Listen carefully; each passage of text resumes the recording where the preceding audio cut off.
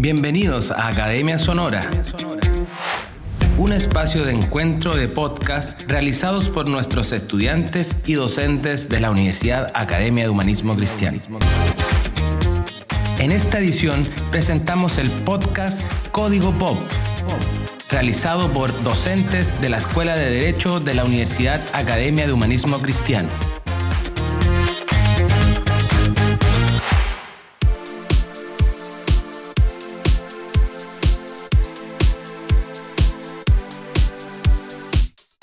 Hola a todas y todos, esperamos que se encuentren muy bien. Les damos la bienvenida a esta quinta y última edición del podcast Código Pop. Me acompañan los profesores Yuri Santander, la maestra Arlet Reyes. Espero que se encuentren muy bien. ¿Cómo están, profesores? Y el profesor Sebastián Vera, ¿no? Y quien les habla, exactamente. El día de hoy algo habíamos anunciado. Vamos a hablar particularmente de otra relación del derecho con producciones de la cultura popular. En este caso en particular vamos a hablar sobre derecho y juegos. Pero ojo, no me refiero únicamente a videojuegos, que por supuesto es algo que vamos a tratar. Sabemos que los videojuegos para muchos son considerados el octavo arte, por más discutible que pueda ser esa premisa, ¿no? Pero también recientemente en Chile hemos llegado a conectarnos un poco más con otras modalidades de juego, particularmente con todo lo que tiene que ver con juegos de mesa. Allí seguramente quien tenga algo de vocación por las reglas, las normas, se dará cuenta que esa comprensión normativa dentro del mundo del juego algo tendrá que ver con el derecho, ¿no? Esos son algunos de los asuntos que vamos a revisar durante el día de hoy. No sé, profesores, si ustedes tienen alguna relación con los juegos en general primero, ¿no?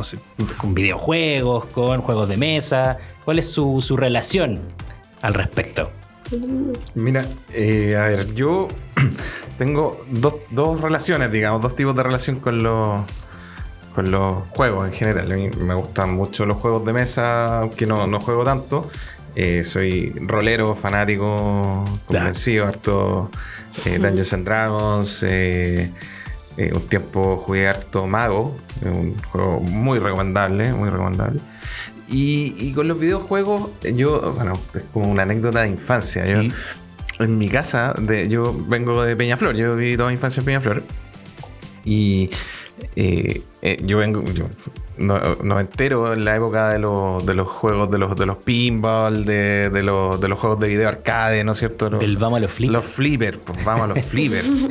Y en mi casa habían flippers, pues había un local donde mi abuela, ¿no? Mi abuelita arrendaba y instaló un local de flipper. Entonces se me quedaba jugando hasta altísimas horas de la noche, sobre todo en un principio Double Dragon y después las sucesivas evoluciones, incluyendo Street Fighter. Street Fighter yo era campeonísimo. Ah, mira. Sí, pero después de eso ya como que lo abandoné. He tenido consolas, pero nunca me he dedicado mucho a la consola porque también me saturaron un poco, así que ahora estoy tratando de... Sí. Es que con ese patio de juegos, profesor... Sí, absolutamente, ¿no? ¿Y usted, maestra, qué relación tiene con los juegos? Sí, bueno, yo también por el tema de cómo viví mi infancia, como en un contexto de Chile, de región en los 90, nosotros jugamos en la calle, entonces no sé mucho de videojuegos, no sé usar una consola ni jugar, ni me engancha tanto. Pero el tema de los juegos de mesa lo descubrí en la universidad y eso sí me enganchó mucho. Entonces por ahí le entro el capítulo de hoy. Ya, bueno, yo por mi parte la verdad es que sí he jugado muchos videojuegos en mi vida, sigo jugando videojuegos, pero ojo, tengo cierto resquemor con esta lógica del FIFA, ¿eh? Mi respeto para quien le gusta el fútbol, está muy bien, pero ¿cómo no se enojan con las entregas de cada año? Que básicamente es un juego muy parecido. A mí personalmente me gustan más bien los juegos de rol, en el marco de los videojuegos, los juegos de lucha también, pero más de producciones japonesas, Street Fighter, King of Fighters. Ese estilo de videojuegos también me influyó poderosamente este mundo de los flippers. Pero yo creo que tenía como 9, 8 años cuando estaban todavía en todas las esquinas de Santiago y progresivamente fueron desapareciendo por máquinas tragamonedas o estas máquinas de apuestas o juegos de habilidad, como algunos también lo señalan.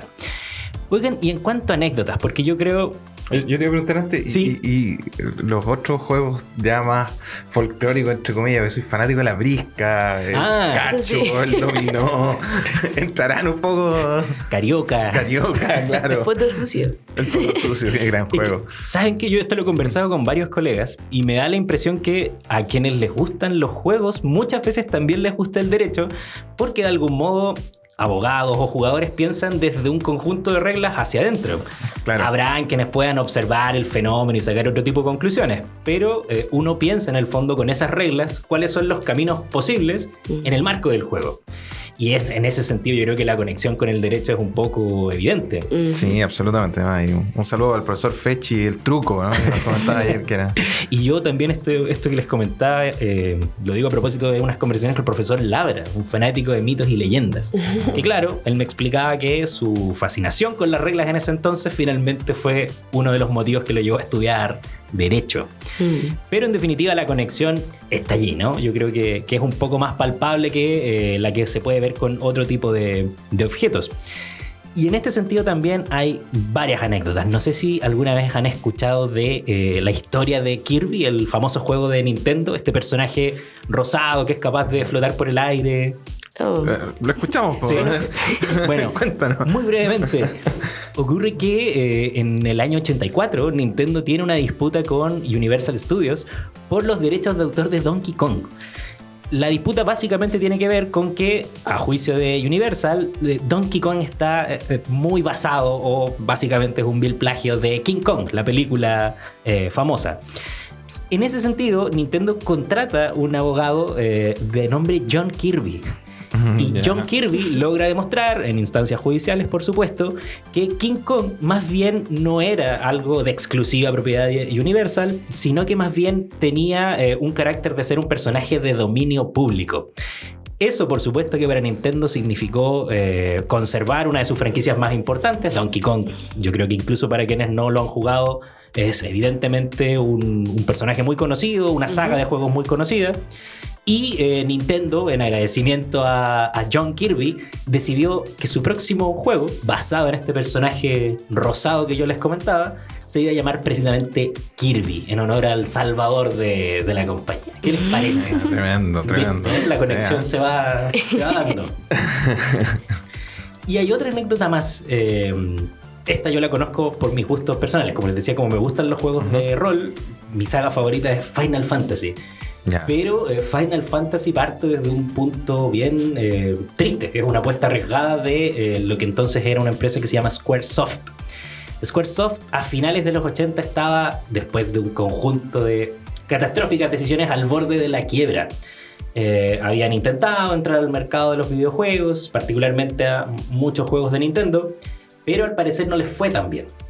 Y estaban ya prácticamente listos para lanzar su último y final videojuego antes de dar por terminado el proyecto empresarial. Y a este juego le ponen el nombre de Fantasía Final o Final Fantasy, porque precisamente era la última apuesta de la empresa, claro. Y después de eso ya no habría nada más. Se ponen en contacto con el director de finalmente este videojuego, Hironobu Sakaguchi, y básicamente es algo que ya se ha visto, o que para hoy en día es bastante trivial, ¿no? Una especie de aventura de rol con 4 personajes, combate bastante estratégico en un contexto de fantasía medieval en el cual hay que salvar al mundo a partir de algunas interacciones con 4 cristales sagrados. Básicamente este juego, lejos de ser la fantasía final, terminó catapultando a Squaresoft, sacándolo de esta situación económica compleja. Y al día de hoy, solo como anécdota, vamos en el Final Fantasy XVI. Notable. Wow. Notable. O sea, salvadísimo de la quiebra. Entiendo que todavía permanentemente la empresa tiene algunos problemas de estas características, pero Final Fantasy es una franquicia que les ha dado bastante oxígeno en ese sentido. En cuanto a los juegos que ustedes principalmente me comentaban que han experimentado, ¿podrían compartir con quienes nos escuchan algún tipo de anécdota, algo que les parezca interesante o curioso de señalar? Sea en juegos de mesa, sea en el contexto de los flipper. En el contexto de los flipper. Sí, mira, yo, bueno, después voy a profundizar también un poco en la parte de las recomendaciones, ¿eh? Pero hay una anécdota bien interesante respecto de un tremendo juego, que yo partí jugándolo desde sus primeras versiones, me quedé hasta el 4, sí, que es Mortal Kombat. Qué bueno. Mortal Kombat, y sobre todo Mortal Kombat 1 y 2, creo que son las mejores de la franquicia. Bueno, no sé si nuestros auditores saben, pero el origen de la saga Mortal Kombat, o el origen del video, o sea, del juego, ¿no? Es una inspiración en una película de Jean-Claude Van Damme. ¿Ya? Yo no tenía idea. No tenía idea. Sí, es una película de Jean-Claude Van Damme. Pero que no lograron concretar el acuerdo de uso de imagen con Van Damme. Entonces,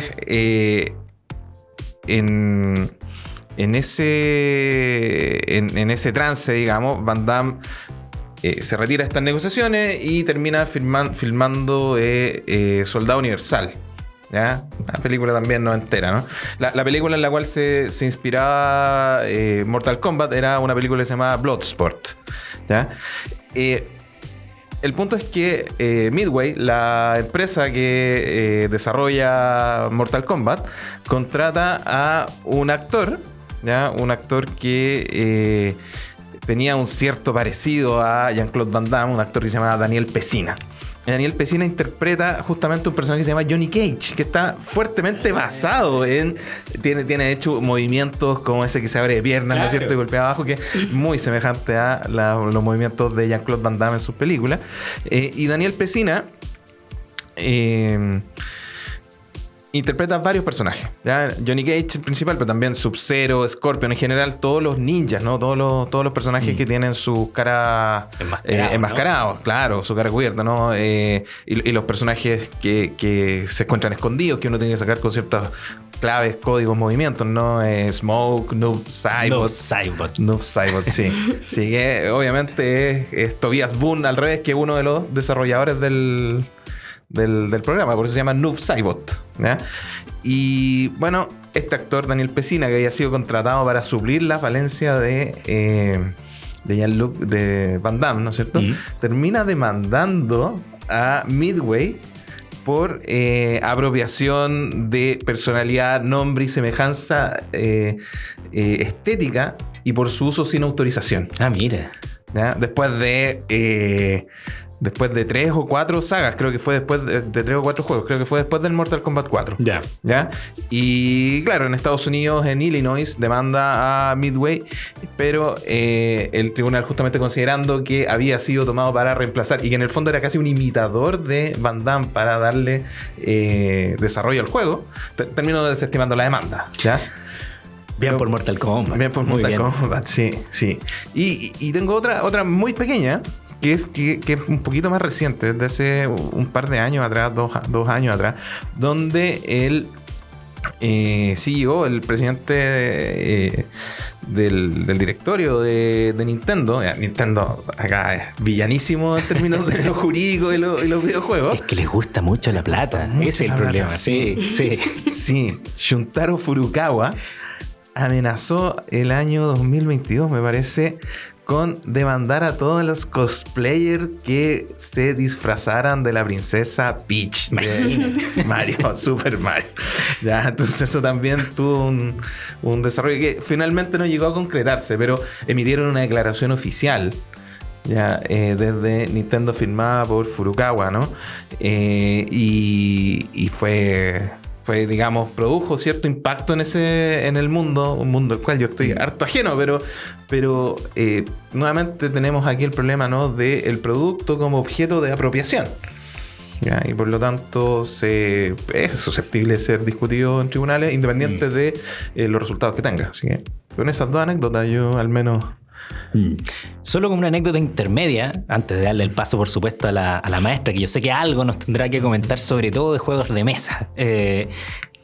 precisamente el mercado de los videojuegos como mercado, ya no como una producción artística ni en esta lógica del octavo arte, actualmente yo creo que se puede ver bastante bien o de modo bastante evidente a propósito de los juegos competitivos o los eSports. Ya parece que cambiamos esta lógica del jugador local, del jugador cooperativo, sin perjuicio que siguen apareciendo juegos de este tipo, ¿no? Pero la cantidad de dinero que se mueve a partir de las competencias de, por ejemplo, League of Legends, equipos profesionales con casas de entrenamiento, entrenadores, sponsors, etcétera, etcétera, da cuenta al parecer de esta, no inmediatamente mercantilización, ¿no? Pero a lo menos una complejización de cómo estamos entendiendo los videojuegos al día de hoy y dónde puede entrar por ahí precisamente el derecho. Pero sin perjuicio de aquello, yo creo que también es pertinente explorar otras alternativas de juegos, ¿no? Y en ese sentido yo sé que la maestra ha jugado más de algún juego de mesa, ¿no? Sí, bueno, yo partí como en el tema de los juegos de mesa por mi actual marido, en esa época mi pololo, que en algún momento en una partida con sus amigos se cayó uno de los amigos. Me acuerdo que ese juego era Ticket to Ride, como un juego que se van como armando líneas con trencitos por Estados Unidos, hay una versión y la otra versión es como de Europa. Esa era de Estados Unidos y ya me metieron como galleteando en la partida de Ticket to Ride y falta uno para el baby. Claro, ya. Entonces ya como que yo estaba ahí con los amigos de mi marido y mi marido y la cosa es que gané la partida. Y después para probar si era como por suerte de principiante o no, como que jugamos otro juego, me explicaron las reglas y también no quedé última en el fondo. Claro. Y ahí como que cacharon que podía como entenderlo y al final yo también me di cuenta porque la mayoría de sus amigos son ingenieros, que el tema de saber las reglas, como entender las reglas, te hace como posicionarte bien dentro de los juegos de mesa. Entonces por ahí como que me enganché y seguí jugando. Y respecto a la anécdota, lo que les puedo contar es que los juegos de mesa tienen una especie de premio que se otorga todos los años, que se llama Spiel des Jahres, es un premio alemán, que fue creado en 1978 y premia todos los años el mejor juego de mesa del año.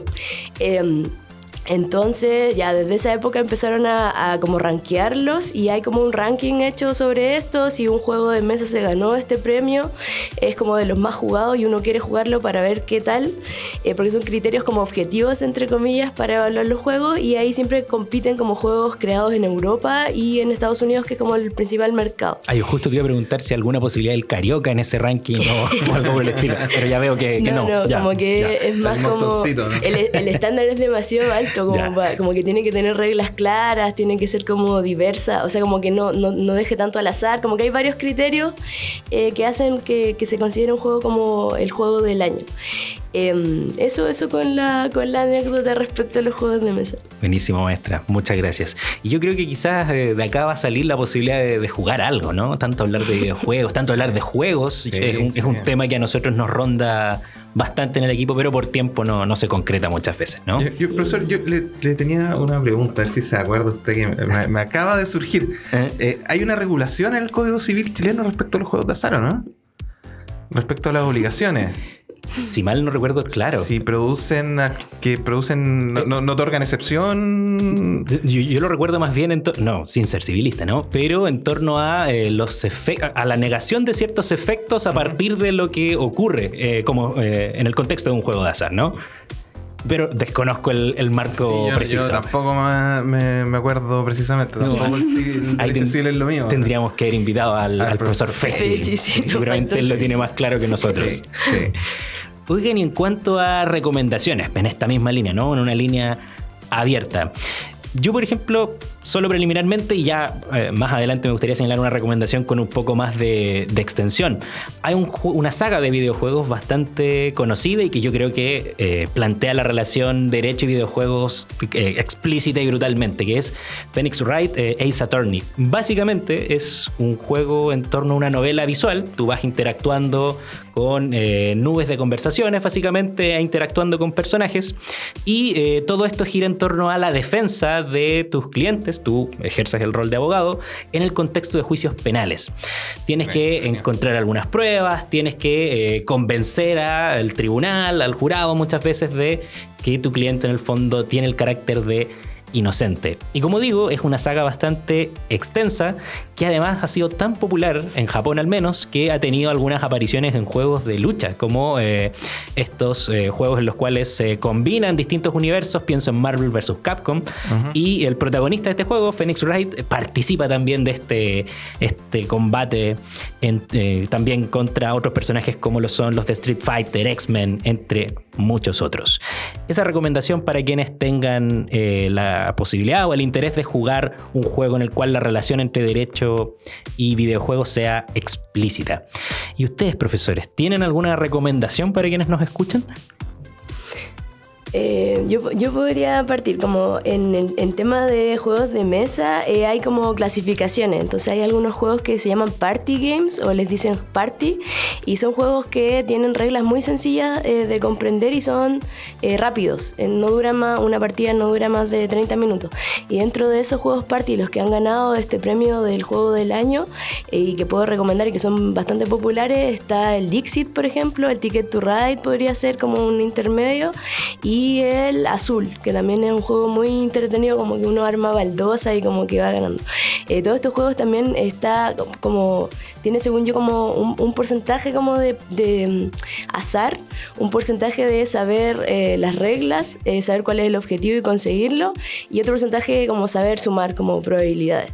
Entonces a personas como es entretenido jugar con personas con diferentes como perfiles, como matemáticos, gente como más no sé, del área del derecho, que nos manejamos mejor con las reglas y qué sé yo.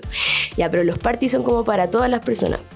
Luego están como estos juegos más o menos intermedios, que ahí uno de los más populares en Chile es el Catán, que tiene diferentes versiones, como una versión en el mar, tiene una versión como para jugar entre 2 personas solamente, tiene expansiones, y esas expansiones hacen que se vaya complejizando un poco como el juego de base, que es como el que se hizo más popular en la pandemia, diría yo, en Chile. También hay una versión como hecha para algún aniversario del juego, que es como la versión en Alemania. Entonces, en vez de la isla de Catán, es un mapa como de Alemania, y uno va construyendo como figuras como típicas de Alemania. Y como de los juegos ya como más avanzados, uno de los que me gusta mucho es el Blood Rage, que tiene como temática vikinga, y ese juego me gusta en particular porque las reglas son como complejas, y al contrario de lo que uno pudiera pensar, puedes ganar muriendo, porque sigue esta lógica vikinga de que uno revive, vuelve el Valhalla, ir al Valhalla te da como éxito, qué sé yo. Entonces no solamente pelear con otros logra que ganes el juego, sino que también muriendo y como arriesgándote. Si eres cobarde en ese juego, pierdes, o poco arriesgado. Entonces igual es interesante como meterse en la lógica del juego, de como ya, ¿qué pensaría un vikingo en esta situación? Como peleo o no peleo, estoy en desventaja o no, y va y te tira igual. Bueno, y también está un poco el azar ahí. Y el otro, que es el que me ha gustado más, y que fue de los últimos que estuvimos como muy pegados, fue el Terraforming Mars, que la temática es cómo terraformar Marte. Entonces ahí las variables que uno tienen relación como con, no sé, recursos, como qué recursos necesitamos para terraformar Marte, y ahí también como que juega mucho el tema de matemáticas y manejar como varias variables al mismo tiempo. Entonces, no sé, se te va acabando el dinero, se te va acabando el oxígeno, necesitas plantas, animales. Igual es bien interesante, y ese está como diseñado por alguien científico, entonces es súper interesante para quienes no venimos del mundo de la ciencia, porque hace como sentido desde ese punto de vista. Esas son las recomendaciones que yo tengo. Juegos como asociados con derecho estuve buscando, y existe uno, pero es muy fome, nunca lo he jugado y no lo recomendaría. Hay uno que se llama examen de grado. Hay aplicaciones de juegos, entre comillas, enormes, en las que te hacen una pregunta para el grado, y ganar es contestarla bien. Como ese parece que se llama como Dice Tower o algo así, pero es malísimo por la descripción que vi. Nunca ganó el premio que les comentaba, como Spiel des Jahres. Entonces como que no, la gente que es más como fanática de esto no lo recomendaría. Y un último que es muy entretenido y que hacía mucho sentido en pandemia, yo lo jugué bastante cuando estuve con licencia, como 4 meses por lo de la pierna, es uno que se llama Pandemic, que uno lo puede jugar solo una vez, y como que todas las como que el juego es un juego colaborativo en el que juegas contra el juego, y se termina cuando pero la pandemia como que consume todo y se mueren todos. Entonces es súper entrete porque no es la lógica habitual de que estás compitiendo con el resto, sino que tienes que colaborar con gente y ver cómo piensa el resto para tratar de sobrevivir. Es como una lógica de esa serie como de zombies, como tratar de sobrevivir con gente que tiene intereses individuales que no ¿Walking conocen. Dead esa? Esa. Ya. Eso podría decir. Buenísimo. Yo jugué Blood Rage y creo que me tomó unos 40 minutos instalar el juego con mis compañeros, pero una vez que lo instalamos, claro, es un juego bien interesante porque es muy caótico mientras uno va interactuando en él. Yo estoy con eso, tengo Blood Rage ahí pendiente, estoy esperando que alguna persona que yo conozca me invite a jugar. Algún profesor de esta mesa, claro, me invita alguna vez a Deberíamos jugar. jugar, es muy entretenido. Lo malo de ese es que igual o sea, como que sirve si estás como a nivel intermedio avanzado, porque una partida puede durar entre 1 y 2 horas. Por favor, dependiendo del hacemos número de tiempo. jugadores. Claro. Tiene como 3 niveles, recuerdo, ¿no? O sea, Exacto. igual lo puedes cortar en el nivel 1 si Claro. tienes poco tiempo, pero... Sí, pero yo estaba como noches enteras jugando con estos amigos de mi marido y mi marido. Buenísimo. Pero es muy entretenido. Profesor, ¿usted tendría alguna recomendación en esta misma línea? Yo la verdad no sé si clasificarlo como recomendación ¿Ya? o anti-recomendación. Bueno, Me empiezo a preocupar. Para gente con criterio formado, ¿no? Ya. Sí, no es tan terrible. A ver, lo que pasa es que buscando las conexiones entre derecho y videojuegos en particular, primero di con esto de Mortal Kombat, ¿no? Que de verdad que es uno de mis juegos favoritos, junto con Street Fighter, creo que son los juegos que más dediqué horas en mi Ahí infancia. vamos a tener que pelear alguna vez, de verdad. Bueno, yo ocupo es un quién, desafío. yo ocupo a público. quién. Ya, en Street Fighter. Sí. Y Sub-Zero en Mortal Kombat. Yo Akuma y Sub-Zero en Mortal Kombat. Mira, bien. Pero, a ver, me voy a quedar con Mortal Kombat. Me voy a quedar con Mortal Kombat porque la relación con el derecho en Mortal Kombat, aunque dentro del contenido del juego no pareciera ser tal, en términos de lo que rodea el juego sí es bastante patente. Ya tiene una historia de relación con lo jurídico. Es un juego que ha estado censurado, ¿no? Que ha estado censurado no solamente en Estados Unidos, donde se creó todo un procedimiento en el Congreso norteamericano para censurarlo, ya a partir de un congresista y un senador, los señores Herb Kohl y Joe Lieberman, ¿ya? Donde desarrollaron todo un procedimiento en contra de los videojuegos violentos y para desarrollar una regulación gubernamental a partir de Mortal Kombat. ¿Ya? A partir de Mortal Kombat, de los fatalities, ¿no es cierto? Y de la sangre. Eso llevó, por ejemplo, a que el primer desarrollo de Mortal Kombat para Nintendo.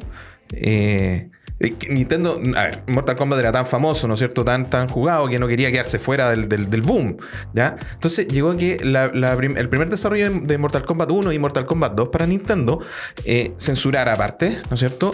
Censurara, por ejemplo, uno de los escenarios, el pit bottom, ese que tiene las púas hacia arriba, ¿no? ¿Cómo olvidarlo? Sí, ya. Ese desapareció el juego.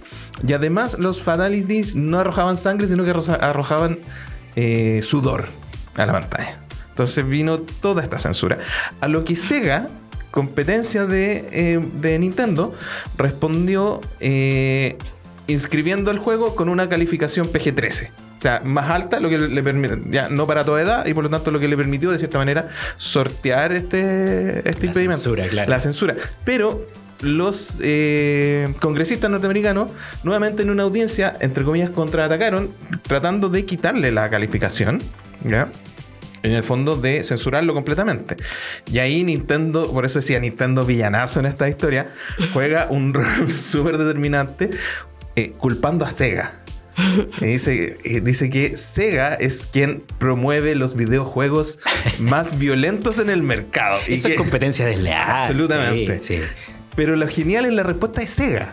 Entonces, el ejecutivo de Sega, que estaba presente en la audiencia en el Congreso norteamericano, dice: o sea, Nintendo nos dice a nosotros que nosotros promovemos la violencia en los videojuegos. Bueno, miren esto, y saca uno de los periféricos dos de los periféricos de Nintendo, los controles, ¿no es cierto?, que se asociaban a la consola.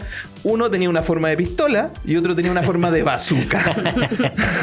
Entonces, eso, digamos, dio un poco por cerrado, pero de todas maneras entró en calificación Mortal Kombat restringida, ¿no es cierto?, para mayores.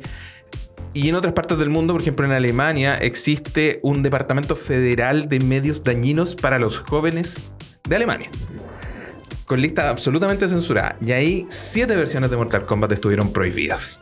Wow. A partir de 1994, y la última, que fue Ultimate Mortal Kombat, la última en salir de la lista, ¿no? Salió recién el año 2021. O 2000, ¿Recién? Recién salió Claro. de esa lista. Todas han sido saliendo. Creo que la anterior fue el 2005. Fue la última vez que había salido un juego de ahí, de la lista. Entonces, Mortal Kombat es un juego que es absolutamente violento, ¿no? Pero todos sabemos que de verdad que es un juego. Hay otras cuestiones asociadas o otros hechos asociados a Mortal Kombat. Por ejemplo, la masacre de Columbine, la que ¿cómo se llama? Michael Moore, ¿no es cierto? Filma un documental respecto a esta matanza de un par de alumnos de un colegio en Columbine, donde matan a compañeros de su colegio, y que causó un impacto cultural tremendo, ¿no? Y tuvo varios culpables, entre comillas, señalados respecto a la cultura pop, ¿no? Uno de los grandes culpables, entre comillas, fue Marilyn Manson. Ya ese se indicó como uno de los inspiradores. Y el segundo inspirador, también más importante, fue Mortal Kombat. A la altura de saga de Mortal Kombat, ¿ya? Entonces, eso también fue complejo, y de hecho, el abogado de las víctimas de Columbine termina demandando a los productores de Doom, de otro juego también de RPG en primera persona, ¿no? Y Mortal Kombat respecto, pero el caso tampoco fructifica, ¿ya? Entonces, Causalidad. sí, causalidad, absolutamente un problema de causalidad. Pero sí hay un caso que, pero esto es ya más bien por que el caso no prospera, no por un problema de causalidad, porque se establece una relación directa entre el homicida y la víctima a causa del videojuego, inspiración del videojuego, pero no tiene que ver, y esta es la otra antirrecomendación, ¿no? Tiene que ver con otro videojuego también que su relación con el derecho más bien tiene que ver con el quiebre de la norma, con la violación del derecho, ¿ya? Donde el juego consiste en vulnerar permanentemente la norma jurídica, el ordenamiento jurídico de este mundo, ¿no? Y me refiero al GTA, al Grand Theft Auto, ¿ya? En sus versiones del 1 al 4 al menos.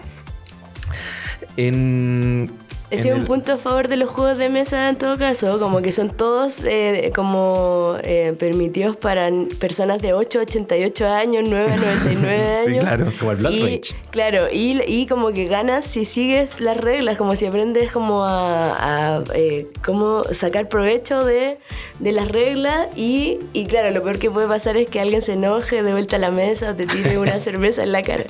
¿Qué ha pasado? Lo he visto. Sí, pues pareciera que acá justamente la regla consiste en romper las reglas, ¿no? Claro. ¿Ya? Como en la vulneración de la norma.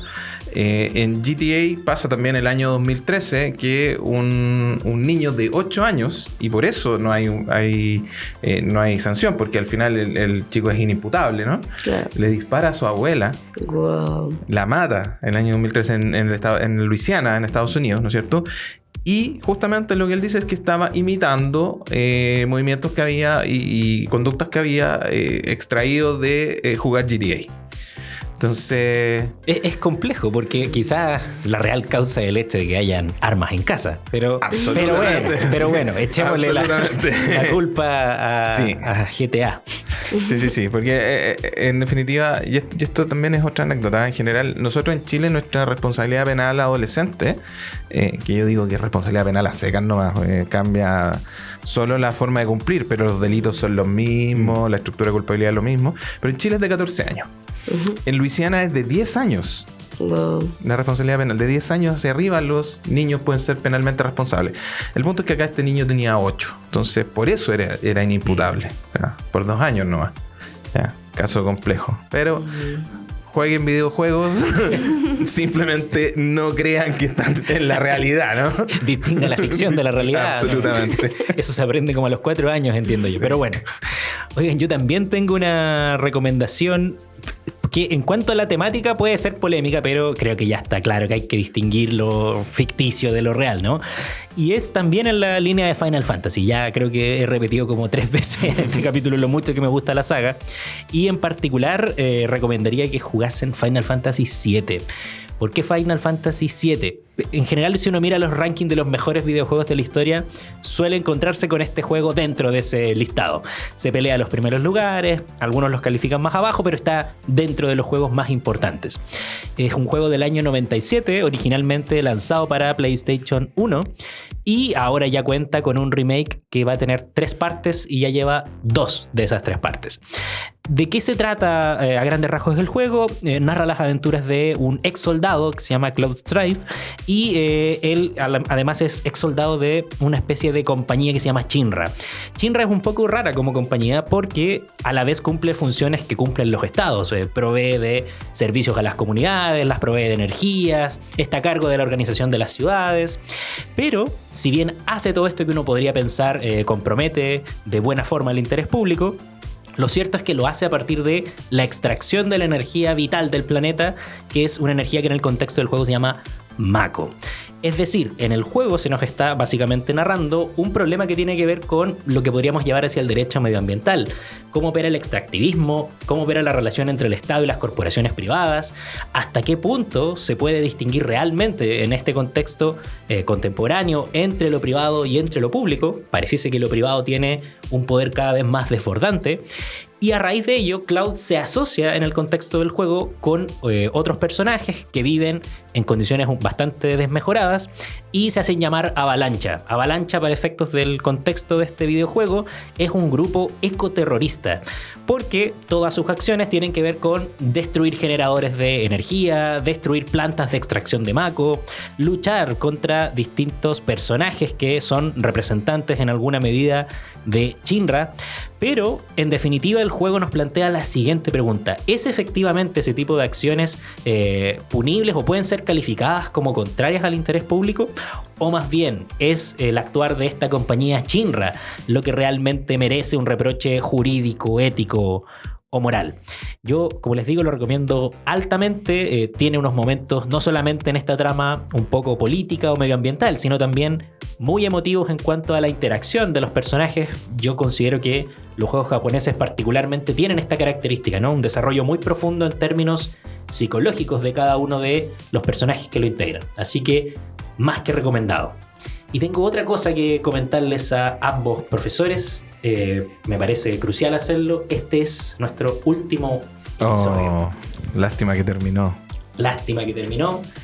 Pero también yo creo que fue bastante interesante, a lo menos para mí, hablo a título personal, explorar esta relación entre derecho y otros productos de la cultura popular en un sentido amplio, en un sentido quizás un poco más amigable. Espero también que ustedes lo hayan pasado igual de bien que yo. Muy entretenido, ojalá nos renueven por otra temporada. Sí, también la pasé súper bien. Me sirvió también para encontrar cuestiones que no tenía, no había visto, no tenía previsto generar estas relaciones, ¿no? Muy interesante el ejercicio de preparar los capítulos también. Y bueno, las conversaciones acá fluyeron súper naturales, eso me gusta, me entretuvo mucho.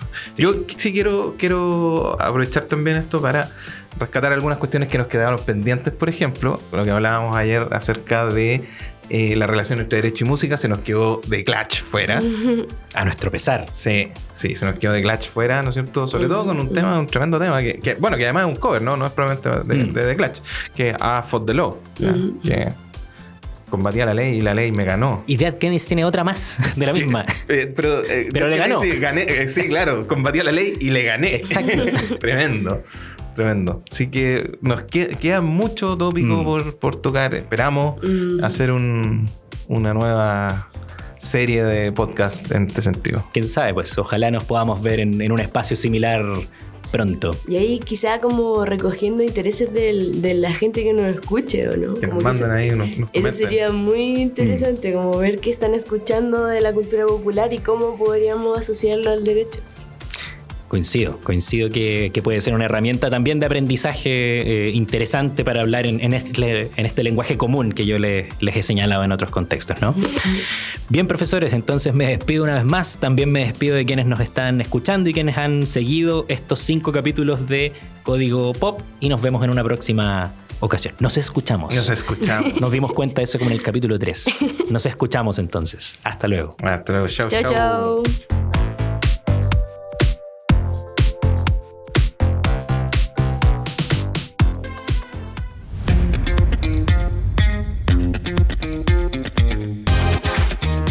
Universidad Academia de Humanismo Cristiano, a través de Academia Sonora, presentó el podcast Código Pop.